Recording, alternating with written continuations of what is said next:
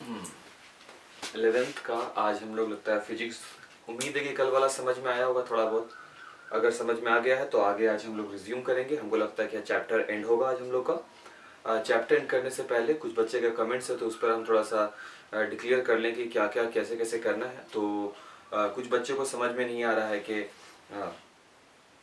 Video की quality के बारे में सवाल है कि उनको लगता है कि ये छोटा है स्क्रीन या बड़ा है। तो बाबू कंटेंट ज़्यादा है इसलिए बोर्ड में हमको थोड़ा छोटा लिखना पड़ा। वैसे हम कोशिश करेंगे उसको बड़ा लिखने का। एक बात। दूसरी बात ये कि तुम चाहो तो इस वीडियो को डाउनलोड कर सकते हो। डाउनलोड करने के बाद तुम इसको MX प्लेयर वगैरह से अगर चालू करोगे तो तुम वीडियो को स्ट्रेच कर सकते हो, बड़ा कर सकते हो, जूम कर सकते हो और उसके बाद तुम उसके कंटेंट को आसानी तरीके से देख सकते हो। ये सब कुछ इम्पोर्टेंट है। तो कल जो हम लोग पढ़े थे, कल बेसिकली हम लोग जाने थे भौतिक जगत को पढ़े थे। भौतिक जगत जहाँ हम लोग कहा गया कि साइंस है तो साइंस एक लैटिन शब्द सेंटिया से बना है, इसके बारे में जाना।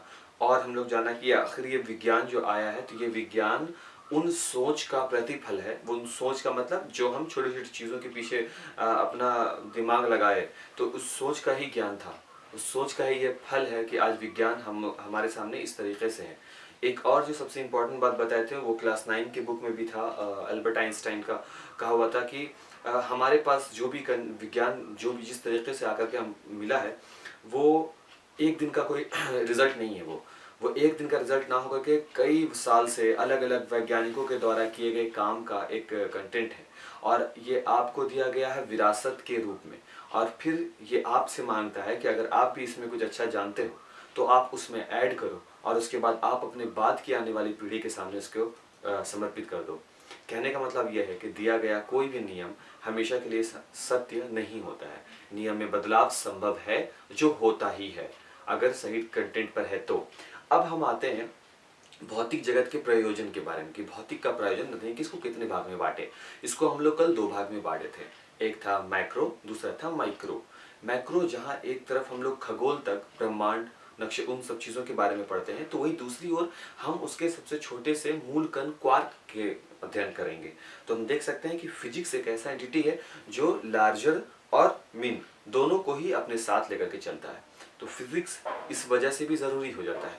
कुछ बच्चे को फिजिक्स जो है वो काफ़ी आगे तक वो पढ़ाई कर लेते हैं लेकिन फिजिक्स उनको समझ में नहीं आता है। वजह ये है कि उनका शुरुआती क्लास स्किप कर जाता है। शुरुआत का 5, 8 और 10 दिन का क्लास जब वो मिस कर जाते हैं तो उसके बाद का कंटेंट उनको बिल्कुल समझ में नहीं आता है। तो इस वजह से शुरुआती क्लास बेहद ज़रूरी हो जाता है। अगर शुरुआत से ही तुम जुड़े रहोगे तो ऐसा मेरा अनुमान है, ऐसा हमको लगता है और हम खुद पे भी अप्लाई किए कि ये काम करता है। अब बहुत अच्छे तरीके से काम करता है और बहुत ही इंटरेस्टिंग है, बहुत ही मज़ा आएगी। तो शुरू करते हैं। इससे पहले कि ज़्यादा लंबा वीडियो ना हो जाए तो NCERT में ओवरव्यू वही है और उसमें ज़्यादा कुछ नहीं जानना है। तो हम लोग इसके क्वेश्चन आंसर पर आते हैं। कहाँ गए भाई सवाल जवाब। देखो हम शिक्षकों के लिए कुछ संकेत दिया गया है। शिक्षकों के लिए संकेत है। चलिए वही शुरू कर। ओ बस वही है तो हम लोग उसी को सिर्फ पढ़ेंगे। क्या है? विद्यार्थियों के लिए संकेत, फिर शिक्षकों के लिए संकेत। तो पहले विद्यार्थियों के लिए पढ़ते हैं। पहला चैप्टर क्वेश्चन आंसर पे हम आ गए हैं। यहाँ दिए गए अभ्यासों का उद्देश्य आपको विज्ञान, प्रौद्योगिकी तथा समाज को घेरे रखने वाली समस्याओं से अवगत कराना तथा आपको इनके विषय में सोचने तथा अपने विचारों का सूत्रण करने के लिए प्रोत्साहित करना है। इन प्रश्नों के हो सकता है सुस्पष्ट वस्तुनिष्ठ उत्तर ना हो। दिया गया आगे जो कंटेंट है, कुछ प्रश्न होंगे, आपको उन प्रश्न का सही तरीके से अध्ययन करना है और अपना तर्क रखना है कि इसका क्या अर्थ है, क्या बात सही है, क्या बात गलत है। यानी जो पहला चैप्टर हम पढ़े वो विज्ञान कहाँ से शुरू किए कि पत्थर स्टोन एज से शुरू किए ना समझाना हम। तो उन सब चीज़ों का अब यहाँ पर एक ये होगा कि जो आपके दिमाग का परीक्षण लिया जाएगा कि आप कहाँ तक चीज़ों को समझते हो, सोचते हो। ये NCERT का ही बुक है। यहाँ दिए गए अभ्यास किसी औपचारिक परीक्षा के लिए नहीं है। तो ये किसी एग्जाम में कहा तो गया है कि नहीं पूछेगा, ठीक है, लेकिन यही तो है इस चैप्टर का क्वेश्चन आंसर और हम इसको स्किप नहीं कर सकते तो हम इसको पढ़कर ही आगे मूव ऑन करेंगे। पहला है 1.1 विज्ञान की प्रकृति से संबंधित कुछ अत्यंत पारंगत प्रकथन आज तक के महानतम वैज्ञानिकों में से एक अल्बर्ट आइंस्टाइन द्वारा प्रदान किया गया है। कुछ महानतम वाक्य प्रदान किया गया है। आपके विचार से आइंस्टाइन का उस समय क्या तात्पर्य था जब उन्होंने यह कहा था कि संसार के बारे में सबसे अधिक अबोधगम्य विषय यह है कि यह बोधगम्य है। संसार के बारे में सबसे ज्यादा अबोधगम्य विषय यह है कि यह बोधगम्य है।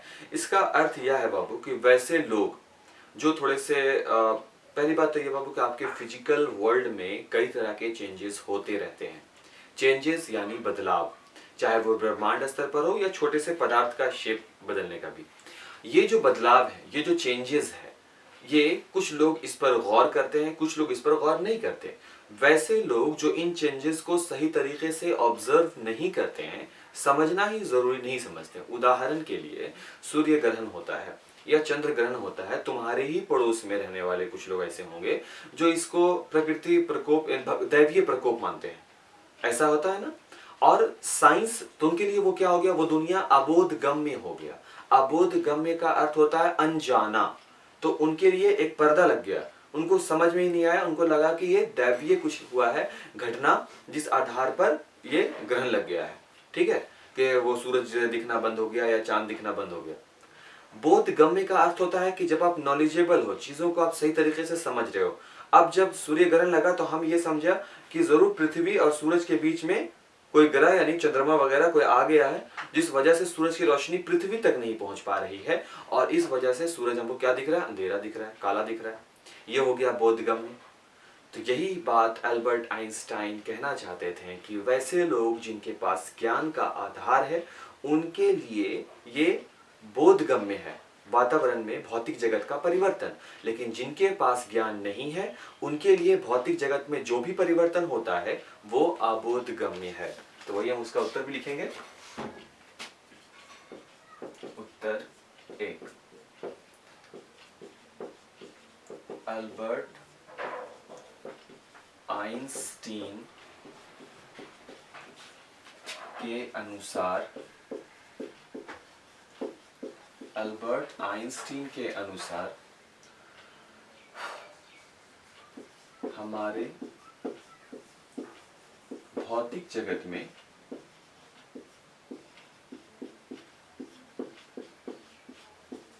ऐसे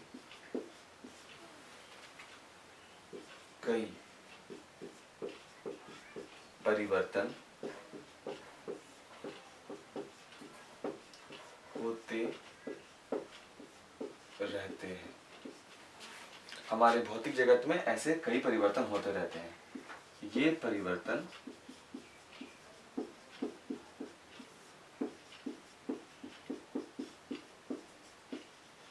परमाण्विक हो सकते हैं या खगोलीय। पूर्ण विराम।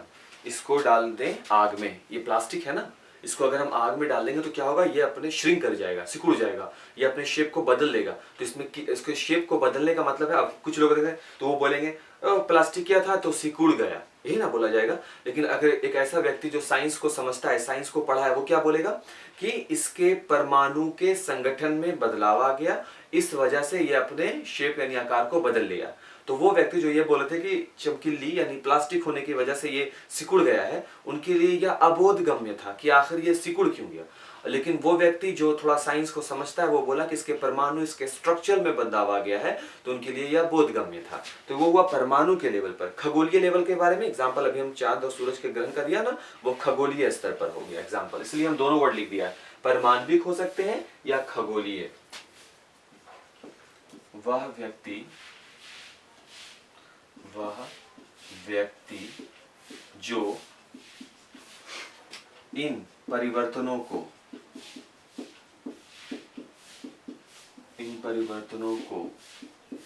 नहीं समझता है,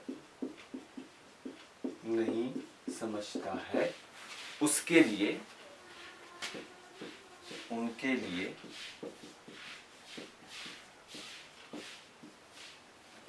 अबोधगम्य है। अबोधगम्य माने समझा ही नहीं गया, जिसको अबोधगम्य है। तथा वह जो इन्हें समझ सके उनके लिए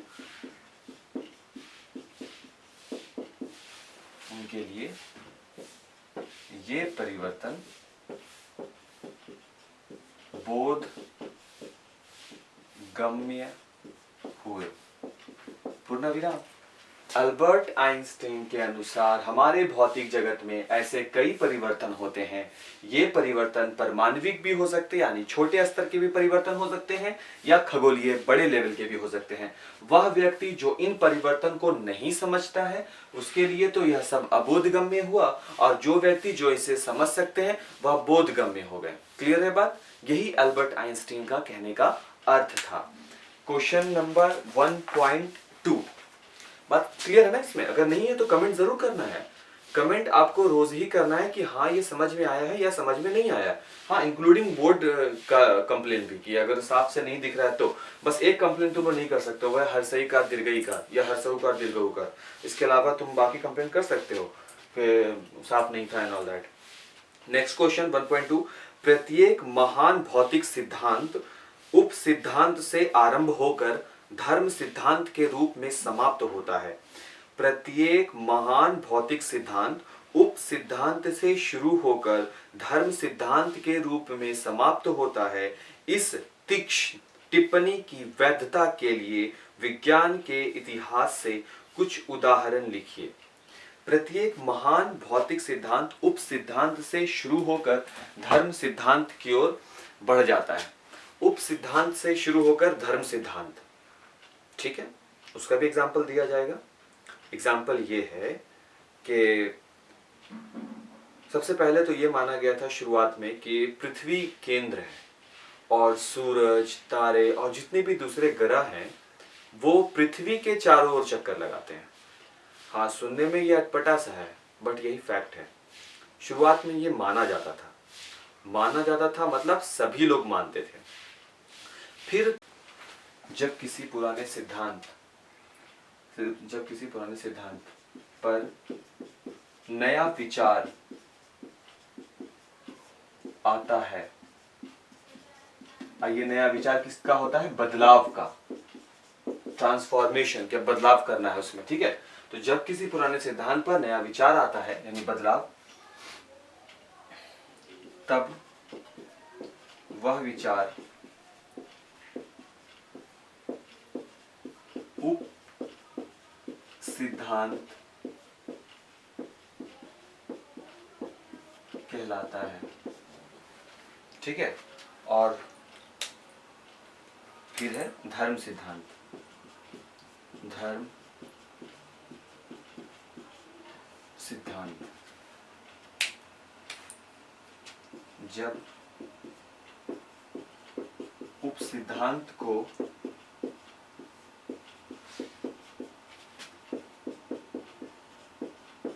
मान्यता प्राप्त हो जाती है,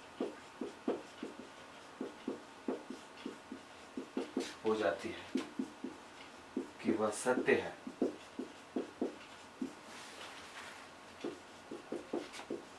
तो वह उप सिद्धांत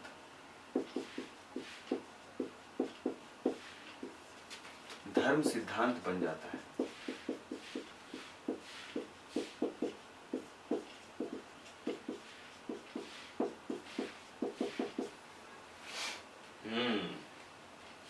तो इसको समझ ले पहले। तो शुरुआत में क्या बात था कि पृथ्वी सेंटर में है और सूरज वगैरह इसका चक्कर लगा रहे हैं, तो वो था शुरुआती मान्यता। अब उस मान्यता के खिलाफ सबसे पहले कौन गए? गैलीलियो गए। गैलीलियो आकर के क्या बताए? गैलीलियो बताए कि नहीं, सूरज केंद्र में है और पृथ्वी और अन्य खगोलीय पिंड जो है वो सूरज की परिक्रमा कर रहे हैं। तो यह घटना, ये बात, उनका एक नया विचार आया जो पुराने सिद्धांत पर बदलाव को लेकर के आया। इसलिए गैलीलियो ने जो बात बताया वो क्या कहलाएगा? गैलीलियो के द्वारा बताया गया बात उप सिद्धांत कहलाएगा। क्यों उप सिद्धांत कहलाया? क्योंकि गैलीलियो ने पुराने टाइम से बताया गया मान्यता के पर अपना नया बदलाव का विचार डाल दिया। पुराने समय से क्या माना गया कि पृथ्वी केंद्र है और सूरज और अन्य ग्रह पृथ्वी का चक्कर लगा रहे हैं, ये पुरानी मान्यता हुई। उसके बाद उस पर एक नया विचार आया, जो बदलाव का विचार था, किसके द्वारा? गैलीलियो के द्वारा, जिन्होंने यह बताया कि नहीं, पृथ्वी नहीं बल्कि सूर्य केंद्र में है और अन्य ग्रह और पृथ्वी स्वयं ही किसकी चक्कर लगा रही है? सूरज की चक्कर लगा रही है। यह बात बताएं गैलीलियो, तो गैलीलियो के द्वारा जो बताया गया विचार था वो क्या कहला गया? उप सिद्धांत कहला गया। बात समझ में आई यहां तक? और उसके बाद ये तब तक उप सिद्धांत रहा जब तक इसको मान्यता नहीं मिला। किससे? और भी दूसरे वैज्ञानिकों से। तो मान्यता तब मिला जब न्यूटन और केपलर दोनों ने सहमति व्यक्त किया। न्यूटन ने भी कहा कि गैलीलियो का रिसर्च सही है, गैलीलियो जो कह रहे हैं कि सूर्य ही केंद्र है वो बात सत्य है, और केपलर ने भी यही बात बताया कि गैलीलियो ने जो कहा है वो सत्य है। तो इसका मतलब क्या हुआ? दो महानतम, अपने समय के दो महानतम वैज्ञानिकों के द्वारा इस बात पर सहमति जताई गई कि गैलीलियो का जो उप सिद्धांत है वो सत्य है। तो पुराना सिद्धांत, जो धर्म सिद्धांत पुराना था, वो हट गया और अब इस उप सिद्धांत को क्या बना दिया गया? धर्म सिद्धांत, यानी कि प्रिंसिपल सिद्धांत है ये, प्रिंसिपल रूल ये हो गया कि अब यही नियम रहेगा कि पृथ्वी, सूरज ही सेंटर में है और बाकी अन्य जो ग्रह वगैरह है वो इसका चक्कर लगा रहे हैं। तो अब हम इसका जवाब लिखेंगे, ये बस जो ही हम लिख दिए थे। अब हम इसको लिख दें, यहां से हम लिख रहे हैं, ठीक है। प्राचीन समय से यह मानना था कि ब्रह्मांड का केंद्र कौन है? पृथ्वी है, कौमा सूर्य एवं अन्य ग्रह इसकी परिक्रमा करते हैं, किंतु गैलीलियो ने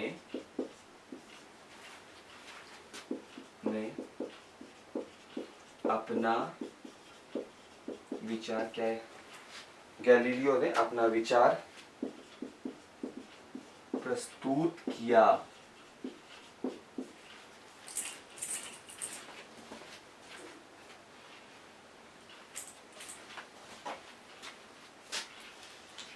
एक मिनट से इंक दे दें।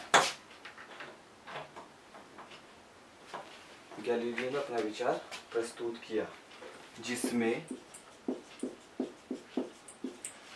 सूर्य को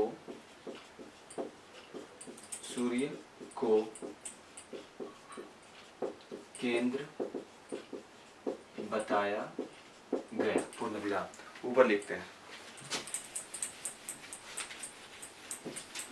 इसमें सूर्य को केंद्र बताया गया। गैलीलियो द्वारा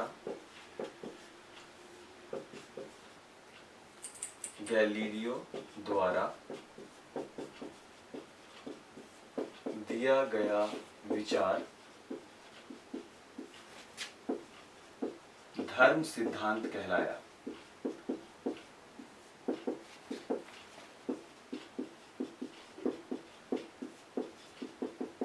बाद में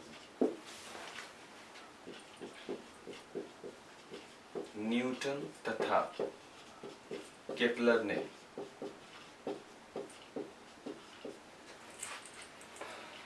इस विचार पर अपनी सहमति व्यक्त की। इस विचार पर अपनी सहमति देगा तभी तो ये बनेगा ना धर्म सिद्धांत। फिर अपनी सहमति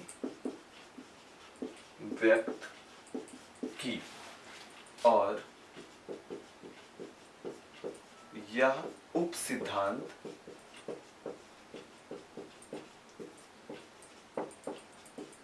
धर्म संभव की कला, लग रहा है कि मेरे लिए है ये पूरा का पूरा चैप्टर।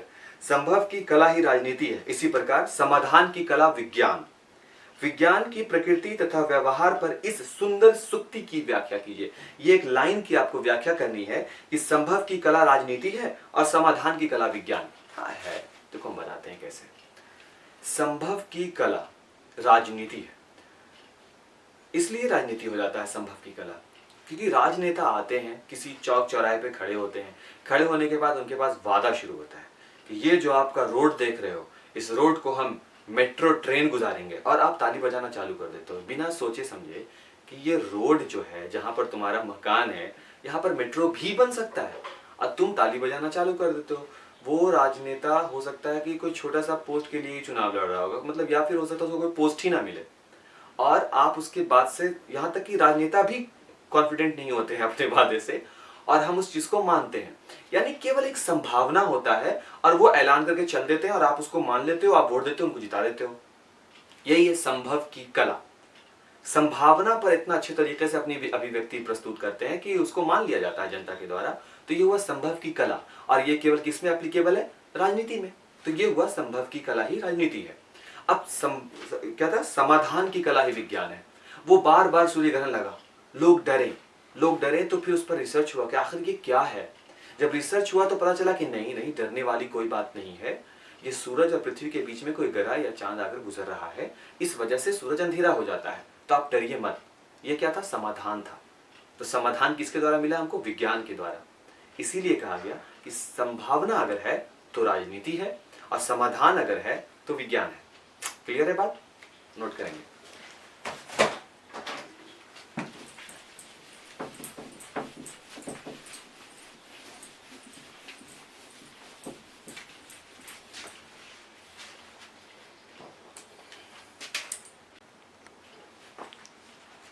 संभव की कला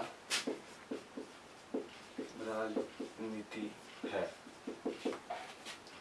राजनेता स्वयं में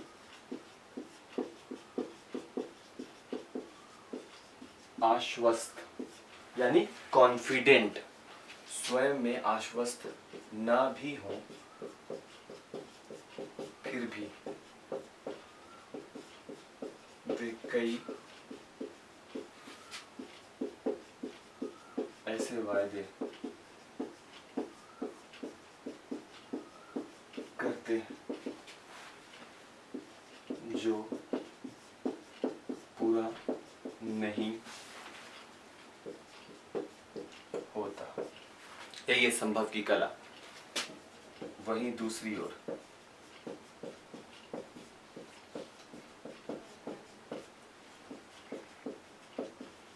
समाधान विज्ञान है। जैसे सूर्य ग्रहण का लगना के कारणों का पता लगाना,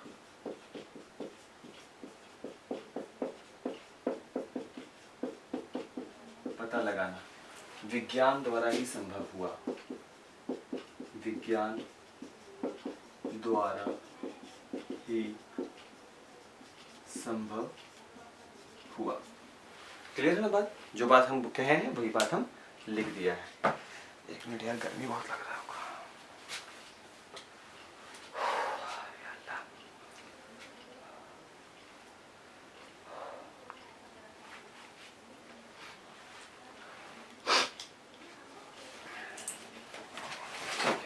अगला क्वेश्चन क्या है? यद्यपि अब भारत में विज्ञान तथा प्रौद्योगिकी का विस्तृत आधार है तथा यह तीव्रता से फैल भी रहा है, विज्ञान और प्रौद्योगिकी यानी साइंस एंड टेक्नोलॉजी, परंतु फिर भी इसे विज्ञान के क्षेत्र में विश्व नेता बनने की अपनी क्षमता को कार्यान्वित करने में काफी दूरी तय करनी है। ऑब्वियस। ऐसे कुछ महत्वपूर्ण कारक लिखिए जो आपके विचार से भारत में विज्ञान के विकास में बाधक है। ये तुम लोग भी लिख सकते हो कि भारत में विज्ञान के विकास में बाधक कौन है। कौन है बाधक? भारत में विज्ञान का विकास में बाधक कौन हो सकता है? सबसे बड़ा बाधक कौन है? गरीबी, है ना, जो बेरोजगारी की ओर लेकर जा रही है।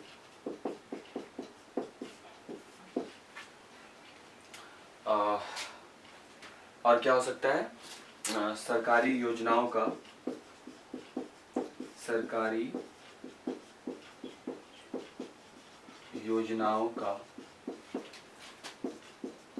सभी तक नहीं पहुंच पाना। सरकारी योजनाओं का सभी तक नहीं पहुंच पाना। हम तुमको 2017-18 का एक रिपोर्ट बता सकते हैं जो ये कहता है कि 34% लोग पूरे इंडिया में ऐसे हैं जो लोग इंटरनेट यूज करते हैं, 34% लोग। और एक और बात हम तुमको सबसे इंपॉर्टेंट बात बता देते हैं बाबू, कि हर व्यक्ति के पास तकरीबन 2 सिम होता है। तो अगर 34% 130 करोड़ का अगर तुम निकालना चाहते हो तो इसका यह मतलब नहीं है कि उतने लोग ही होंगे, क्योंकि हो सकता है कि एक से ज्यादा लोग 2-2 सिम रखते हैं ना। तो इस हिसाब से तुम देख लो कि कितने कम लोग हैं जो इंटरनेट यूज करते हैं। फैक्ट इज कि हम अपने चारों ओर देखते हैं कि इतने लोगों के पास मोबाइल है तो हमको ऐसा लगता है कि पूरा का पूरा एरिया ही स्मार्टफोन यूज कर रहा है, बट ऐसा नहीं है। ऐसा नहीं है। अगर आपको हकीकत जानना है तो आपको गांव में आकर के चीज़ों को सही से समझना होगा। तुम्हारे ही कितने ऐसे दोस्त होंगे जो शायद मोबाइल ना रहने की वजह से पढ़ाई नहीं कर पा रहे होंगे। होता है, ये बिल्कुल स्वाभाविक सी बात है। घर में एक ही लैपटॉप होता है, एक लैपटॉप। ऐसा नहीं है कि एक घर में 3 भाई बहन है, 4 भाई बहन है, सभी के पास सेपरेट लैपटॉप हो, ऐसा नहीं होता है। हम लोग के पास भी एक ही लैपटॉप था, हम लोग एक ही लैपटॉप रखते थे। तो अगर किसी वजह से किसी एक को कॉलेज लेके जाना हो जाए तो बाकी 2 घर ही पे रहेगा ना बिना लैपटॉप के। और अगर ऑनलाइन पढ़ाई करने का होता तब स्मार्टफोन का टाइम, स्मार्टफोन क्या सभी के पास होता है? 9-10 में तो हमको तो नहीं लगता सभी के पास होता है। पापा के पास होता है, सब उन्हीं से मोबाइल मांगते हैं और उसके बाद यूज करते हैं, पढ़ाई करते हैं।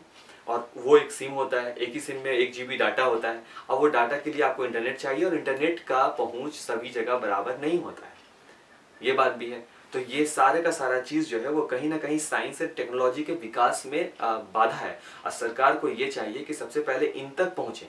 ये आप सरकार को एक सर्वे करना चाहिए और ये पता करना चाहिए कि किन क्षेत्रों तक इंटरनेट का पहुंच है।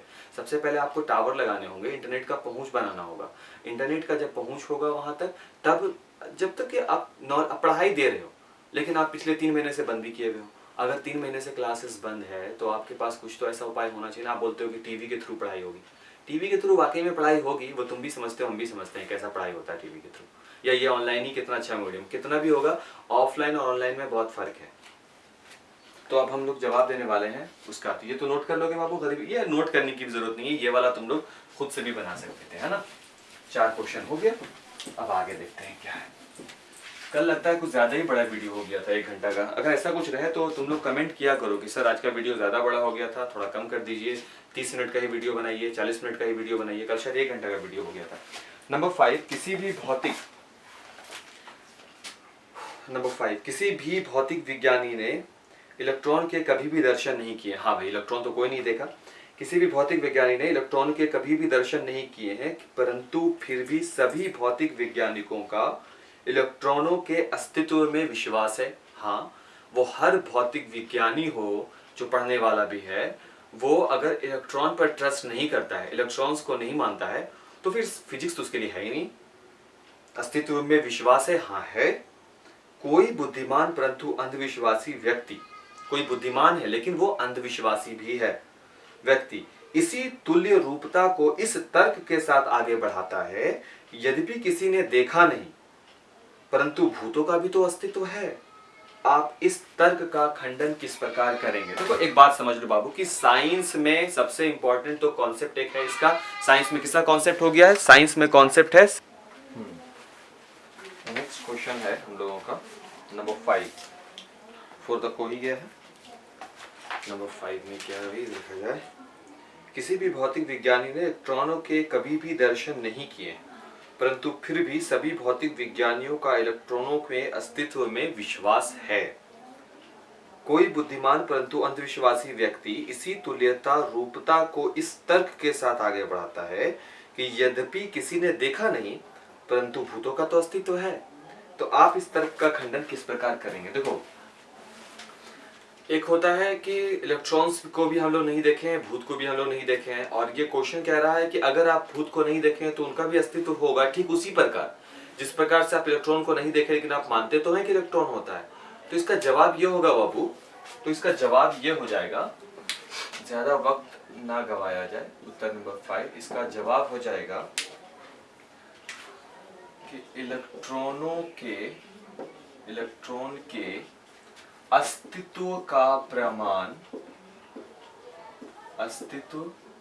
का प्रमाण घर्षण विद्युत में मिलता है। इलेक्ट्रॉनों के अस्तित्व का प्रमाण घर्षण के केस में, विद्युत के केस में, यानी घर्षण विद्युत वगैरह के केस में मिलता है। जहां पर स्पर्श होता है, इलेक्ट्रॉन्स चार्ज होते हैं, गर्म होते हैं। हथेली को हम आपस में रब करते हैं तो वो गर्म हो जाता है, तो इसका मतलब होता है कि वो चार्ज अप हो गए हैं। कौन? इलेक्ट्रॉन्स। तो वो प्रमाण हमको मिलता है। लेकिन क्या यही प्रमाण हमको उसमें मिलता है, भूत के केस में? तो नहीं मिलता। किंतु भूत का कोई अस्तित्व नहीं, इसका कोई प्रमाण नहीं, इसका कोई प्रमाण नहीं। देखो, एक तो विज्ञान के केस में है, तो विज्ञान तो वैसे भी भूतों पर विश्वास नहीं करता है, तो आपको इसके बात को हमेशा ही खंडन करना है।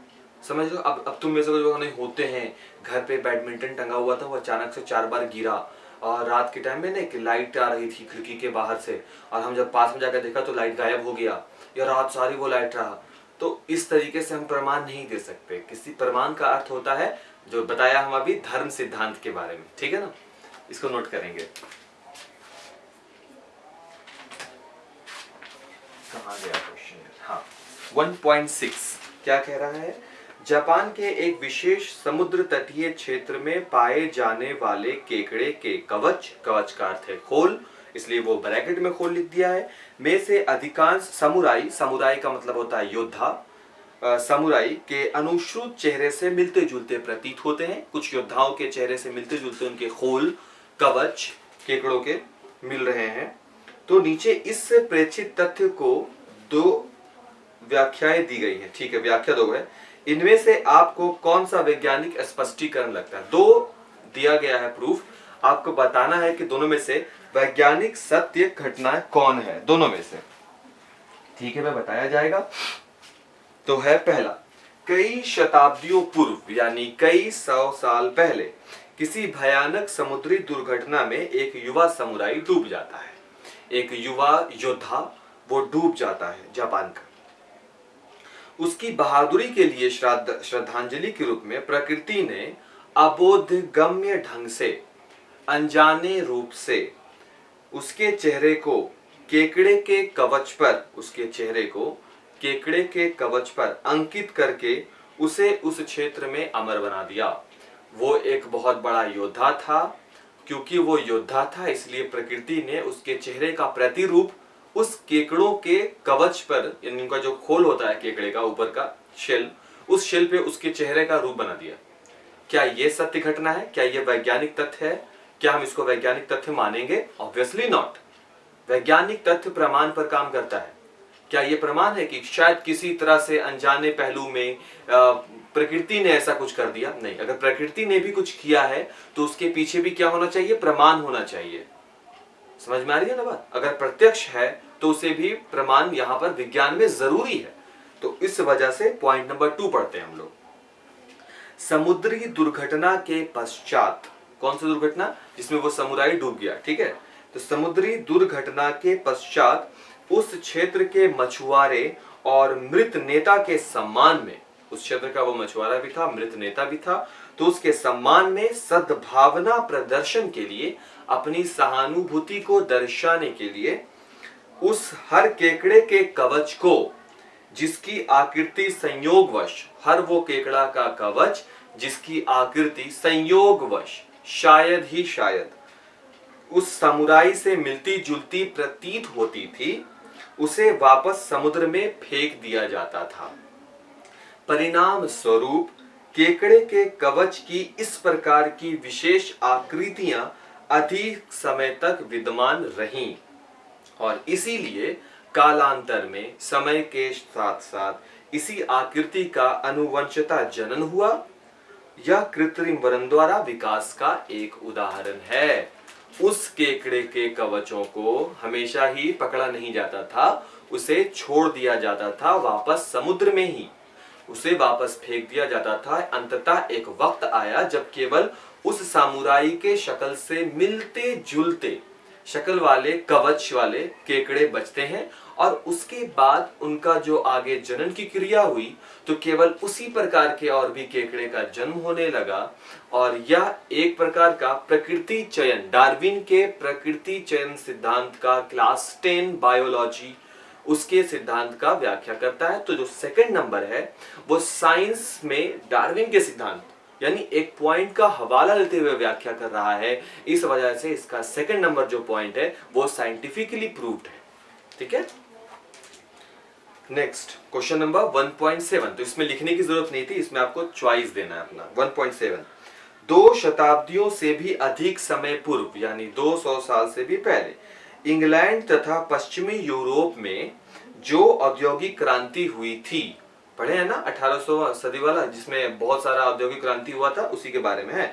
तो उसकी चिंगारी का कुछ प्रमुख वैज्ञानिक तथा प्रौद्योगिकी उपलब्धियां थीं। ये उपलब्धियां क्या थी? तो उस समय जो औद्योगिक क्रांति हुआ था तो सिर्फ उद्योग के वजह से नहीं हुआ था, इसके अलावा कुछ और वैज्ञानिक उपलब्धियां थीं। वो कौन कौन सी थीं? तो वो वैज्ञानिक उपलब्धियां थीं, उत्तर नंबर 7। कौन कौन सी वैज्ञानिक उपलब्धियां थीं? तो वो वैज्ञानिक उपलब्धियां थी, उपलब्धि नंबर 1, भाप इंजन का आविष्कार। इसके वजह से ट्रेन का इंजन बनने लगा और सामान को एक स्थान से दूसरे स्थान तक आसानी से लेकर जाना संभव हो सका। हम्फ्री डेवी द्वारा सेफ्टी लैंप का आविष्कार। ये सब कुछ उपलब्धियां थी, ये कुछ उपलब्धियां हैं जो उस समय हुई थी जिस टाइम हम लोग औद्योगिक क्रांति के कालखंड में थे। कुछ वैज्ञानिक उपलब्धियां थी जो ये थी। क्लियर है बाबू? Next question number 8, 1.8। प्रायः यह कहा जाता है कि संसार अब दूसरी औद्योगिक क्रांति के दौर से गुजर रहा है। ऐसा हमेशा कहा जाता है ना कि सेकेंड टाइम में दोबारा से औद्योगिक क्रांति के दौर से हम लोग गुजर रहे हैं, जो समाज में पहली क्रांति की भांति आमूल परिवर्तन ला देगी। जो समाज में पहली जो हुई थी औद्योगिक क्रांति, उसी पहली औद्योगिक क्रांति कब हुई थी? हम लोग इसको पढ़े हैं क्लास 10 में हिस्ट्री में ना। तो उसी तरीके से वो फिर भी सोसाइटी में ये जो दूसरी क्रांति हो रही है ये भी परिवर्तन लाएगी। विज्ञान तथा प्रौद्योगिकी के उन प्रमुख समकालीन क्षेत्रों की सूची बनाइए जो इस क्रांति के लिए उत्तरदायी हैं। प्रायः यह कहा जाता है कि संसार अब दूसरी औद्योगिक क्रांति के दौर से गुजर रहा है, तो समाज में पहली क्रांति के भांति आमूल परिवर्तन ला देगी। विज्ञान प्रौद्योगिकी के उन प्रमुख समकालीन क्षेत्र की सूची बनाइए जो इस क्रांति के लिए उत्तरदायी है। तो अब अगर दोबारा से अगर वो क्रांति होती है औद्योगिक क्रांति, तो इस बार की क्रांति किन चीजों पर हो सकती है? अब हम जेम्स वाट के भाप इंजन पर तो क्रांति नहीं ना होगा, अभी अगर होगा तो ये क्रांति हो सकता है बाबू। ये क्रांति हो सकता है लेजर लाइट पर। लेजर लाइट का भी आविष्कार हुआ है तो ये बहुत ही इंपॉर्टेंट हो जाता है। ये नंबर 2 ये हो जाता है। ये क्रांति हो सकता है शल्य चिकित्सा पर। शल्य चिकित्सा प्लास्टिक सर्जरी पर हो सकता है, हमको ऐसा लगता है ना? प्लास्टिक सर्जरी की इसका एक अलग डायमेंशन में लेकर चले जाए, इसका और विस्तार हो जाए, तो वो क्यों नहीं इस पर एक औद्योगिक क्रांति संभव हो। जिस प्रकार ट्रेन के इंजन जब बन रहा था, जेम्स वाट ने जब भाप इंजन का निर्माण किया होगा, तब वो भी तो ऐसे ही कुछ रहा होगा ना। तो हम भी कह सकते हैं कि लेजर लाइट का आविष्कार हो जाए। सर लेजर लाइट तो गांव में दुकान में मिलता ही है। नहीं, ये लेजर लाइट का मतलब है कि इसके द्वारा इंसान के बॉडी के अंदर इलाज संभव है बिना चीर फाड़ के। अगर यकीन ना हो तो अभी भी कुछ ऐसे हॉस्पिटल ऐसे हैं जहां इस टेक्निक का यूज कमोबेश मात्रा में हुआ है। लेजर तकनीक एक ऐसा तकनीक है अपने आप में, अगर सच में इस तकनीक का सही तरीके से विकास हो जाए तो बिना बॉडी को काटे हुए उसके अंदर के एलिमेंट को ठीक किया जा सकता है। सोचिए कितना बड़ा अपने आप में रिवॉल्यूशन हो सकता है। तो हम यहाँ पर लेजर टेक्निक को किया and the next one is plastic surgery को किया। ये बहुत इंपॉर्टेंट है प्लास्टिक सर्जरी भी ना। चलिए नेक्स्ट क्वेश्चन नंबर, उत्तर नंबर 9 क्या है भाई? 9 नंबर में 22वीं शताब्दी के विज्ञान और प्रौद्योगिकी पर अपनी निराधार कल्पना को आधार मानकर 1000 शब्द में कोई भी बात लिखना है। ठीक है, तो 22वीं सदी के बारे में, यानी हम लोग से 2100 ईस्वी से 2101 से जो शुरू होगा उसके बारे में। अभी 21वीं खत्म हुआ कब, जब 2020 चल रहा है, इस तरह से 299 ये हो जाएगा, 2099 होगा, 21 से शुरू होगा, तो ये 21वीं सदी खत्म हो चुका होगा, 22वीं चालू हो चुका होगा। कह रहा है कि निराधार मानना है, कुछ भी आप अपना बेसलेस बात सोचो कि 22वीं सदी में कुछ ऐसा होगा, लेकिन वो एक पॉइंट होना चाहिए कि 22वीं सदी में ये हो सकता है। तो 22वीं सदी का अगर आप आधार बनाना चाहोगे तो आप ऐसा कौन सा साइंटिफिक इन्वेंशन को आधार बनाओगे? साइंस के ऐसी कौन सी बात है? देखो, ये पूरा का पूरा चैप्टर जो चल रहा है केवल साइंस और उसकी दिलचस्पी के बारे में बाबू, कि आप कितना ज्यादा इंटरेस्ट लेते हो, उसकी चीज को समझते हो। तो आप 22वीं सदी का ऐसा कौन सा टॉपिक है, कौन सा पॉइंट है जिसको उठाकर उस पर डिस्कस करना चाहते हो, उस पर आपको एक लेख लिख देना है। तुम चाहो तो प्लास्टिक सर्जरी लिख दो, कि या फिर मेरा पर्सनल ऐसा मानना है, हम किस पर करेंगे, हम लिखेंगे कि 22वीं सदी एक ऐसा समय होगा जहां पर लोग पढ़ाई के लिए टीचर के पास नहीं जाएंगे। ये समय होगा रोबोटिक्स का, जहां तो टीचर्स जो होंगे वो किसको ट्रेनिंग करेंगे, रोबोट्स को ट्रेनिंग देंगे, और रोबोट्स बच्चों को सिखा रहे हैं। ये मेरा 22वीं सदी का ऐसा एज्यूम्पशन है, ये मैं मानता हूं, ऐसा हम मान रहे हैं, ये आपके लिए नहीं है। तो इस तरीके से आप एक निबंध लिख देना है। निबंध लिखने के बाद तुम भी अपना कुछ भी ऐसा सोच सकते हो कि सर 22वीं सदी में हमको ऐसा लगता है कि पढ़ाई के लिए आपको कॉपी की जरूरत नहीं पड़ेगी, मेमोरी कार्ड तो उसके लिए है ही है, तो क्यों ना सारे के सारे डेटास को, ये जो जितना कंटेंट है इसके लिए क्या कॉपी और रटना जरूरी है क्या? नहीं, आपके पास इंटेलिजेंस होना चाहिए। तो इंटेलिजेंस के लिए आपके पास आईक्यू लेवल होना चाहिए, चीजों को बस समझना होगा। और जहां तक बात है डेटा को डिलीवर करने का, उसके लिए मेमोरी कार्ड तो है ही है, तो मेमोरी कार्ड पे डाटा को स्टोर कर सकते हैं। तो ये तुम्हारा अपना कॉन्सेप्ट हो सकता है 22वीं सदी का, इसलिए हम इसको नहीं लिखा रहे हैं, बिकॉज ये निराधार है। निराधार का मतलब तुम इसको अपने हिसाब से लिख सकते हो। तो ये तुम्हारा होमवर्क हो गया, तुम इसको लिखोगे, और ऑफलाइन मोड जब क्लास चालू होगा तो हमको याद दिलाना, हम ये चेक भी करेंगे। नेक्स्ट क्वेश्चन, विज्ञान के व्यवहार पर अपने नैतिक दृष्टिकोण को रचने का प्रयास कीजिए। कल्पना कीजिए कि आप स्वयं किसी संयोगवश ऐसी खोज में लगे हैं जो शैक्षिक दृष्टि से तो रोचक है, परंतु उसके परिणाम निश्चित रूप से मानव समाज के लिए भयंकर होने के अतिरिक्त कुछ नहीं होंगे। फिर भी यदि ऐसा है तो आप इस दुविधा के हल के लिए क्या करेंगे? मतलब आप एक रिसर्च होम से जुड़े हुए हैं और आपको मालूम है कि ये जो रिसर्च आप कर रहे हैं ये मानव सभ्यता के विनाश की ओर लेकर जाएगा, ये भयावह हो सकता है, लेकिन फिर भी आप उसे रोक भी नहीं पा रहे हैं और आप इस रिसर्च को करते हैं, तब आप उस हालात में क्या कीजिएगा? देखो बाबू, इस बात का हमेशा ध्यान रखना कि विज्ञान खोज का ही नाम है, तो चीजें चाहे आगे चलकर खराब हो या सही हो, दोनों ही तरीके से चीजें सामने आनी चाहिए, सामने आनी चाहिए। विज्ञान खोज का ही तो नाम है, विज्ञान खोज का नाम है। विज्ञान इज कॉल्ड खोज, खोज का ही नाम है, चाहे उसका परिणाम सही हो अथवा गलत। क्लियर? जैसे नाभिकीय ऊर्जा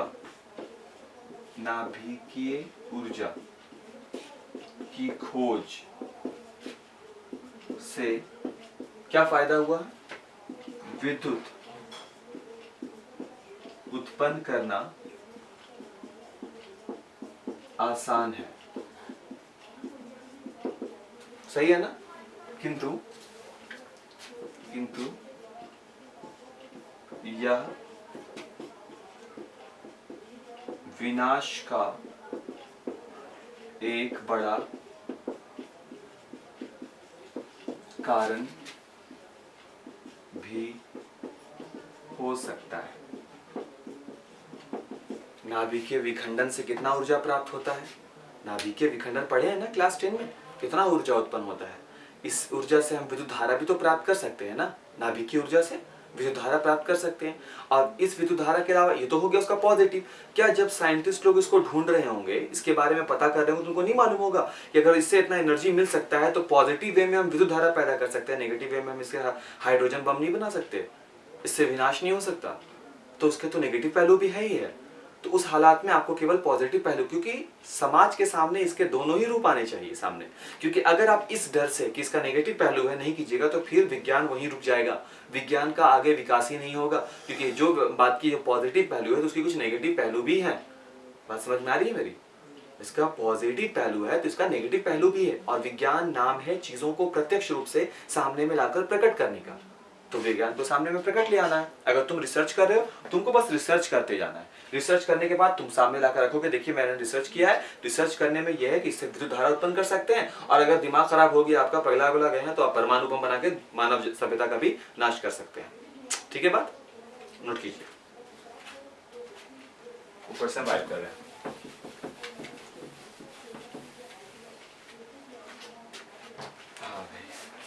क्वेश्चन नंबर 1.11, किसी भी ज्ञान की भांति विज्ञान का उपयोग भी उपयोग करने वाले पर निर्भर करता है। अच्छा अथवा बुरा हो सकता है। सही बात है ना?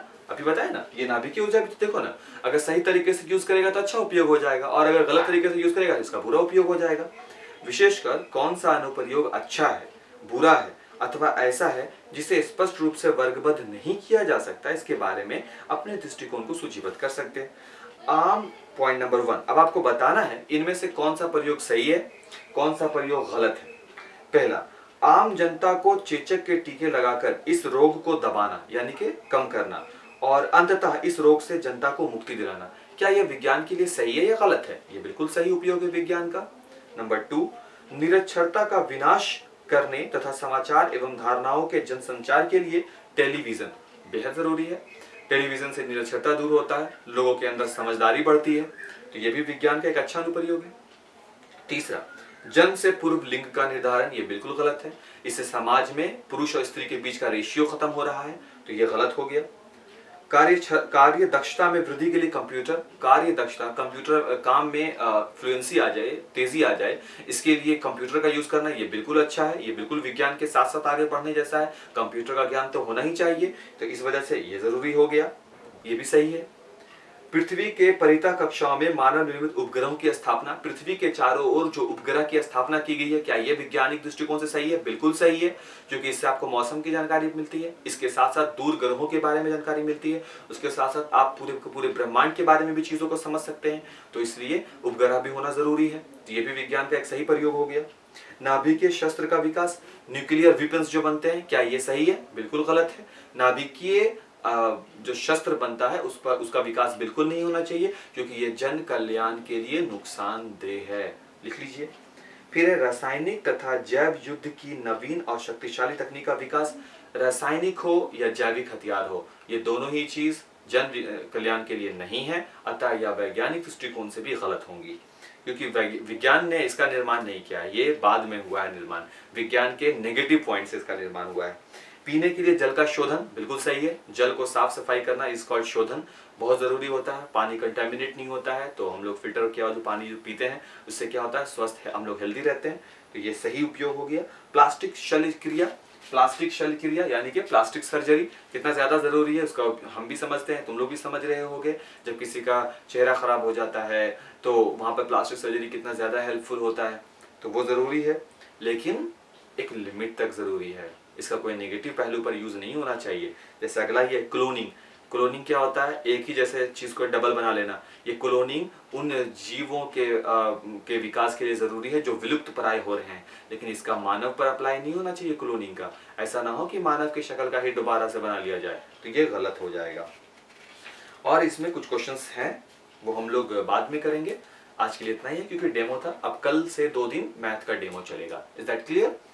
उम्मीद करते हैं कि समझ में आया होगा। और ये पूरा का पूरा चैप्टर बिल्कुल इसी तरीके का था, इसीलिए हम लोग इस पर ज्यादा मैंने टेंशन नहीं लेना है, रिलैक्स रह करके आराम से नोट करना है। फेयर कॉपी के बारे में बाबू कल जैसे हम बात किए थे, बताया है कि क्वेश्चन तुमको, अब हम जितना बकबक किए हैं, इन सारे बकबक करने में तुमको जो भी पॉइंट सही लगता है तुम उसको सब पॉइंट एस्ट्रिक माने ऐसे ये सिंबल दे करके उस बात को लिख लिया करो, उसको नोट कर लिया करिए। ठीक है, तो चलते हैं। Thank you.